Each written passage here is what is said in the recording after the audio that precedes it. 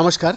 बीच news 24/7 में आप सभी को सुस्वागतम। दर्शक, 88 पक्षी प्रजातियों पर किए गए एक बड़े अध्ययन में सामने आया कि उच्च रक्त शर्करा स्तर वाले कुछ पक्षी प्रोटीन ग्लाइकेशन के प्रति प्रतिरोध प्रदर्शित कर पाता है, जो ये दर्शाता है कि उन्होंने ग्लूकोज चयापचय से जुड़े हानिकारक प्रभावों को कम करने के लिए तंत्र विकसित कर लिया है।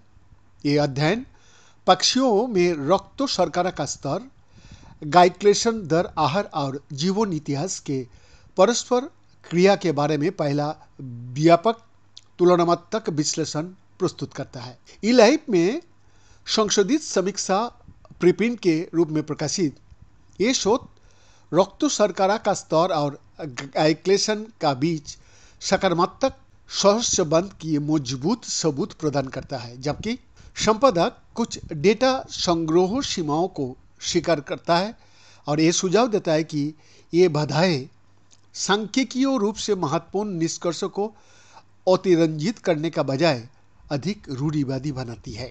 ये समझना कि विभिन्न प्रजातियों में रक्त शर्करा को कैसे वो लोग नियंत्रित करती है, चयापचय, उम्र बढ़ने और बीमारी के बीच संबंधों का खोज के लिए एक महत्वपूर्ण है, जिसमें उच्च रक्त शर्करा आमतौर पर त्वरित उम्र बढ़ने और स्वास्थ्य समस्याओं से जुड़ा होता है।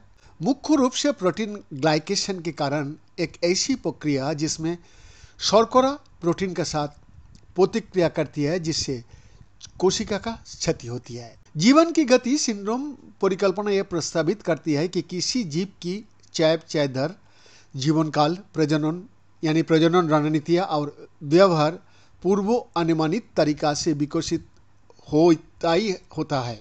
इस ढांचे के तहत तेज चयापचय, कम जीवन काल और उच्च प्रजनन दर वाली प्रजातियों में उच्च रक्त शर्करा और ग्लाइकेशन स्तर होने का उम्मीद है। इसके विपरीत लंबे जीवन काल और धीमी विकास अवधि वाले लोगों में कम रक्त शर्करा का स्तर और ग्लाइकेशन के प्रति अधिक प्रतिरोध होना चाहिए। हालांकि ये स्पष्ट नहीं है कि ग्लाइकेशन विभिन्न प्रजातियों में अन्य लक्षणों के साथ कैसे विकसित हुआ है, और इसीलिए ये अनिर्धारित है कि ग्लाइकेशन जीवन की गति परिकल्पना के ढांचे में फिट बैठता है या नहीं। बीएन का एक्सक्लूसिव रिपोर्ट, बीच न्यूज 24/7 रांची।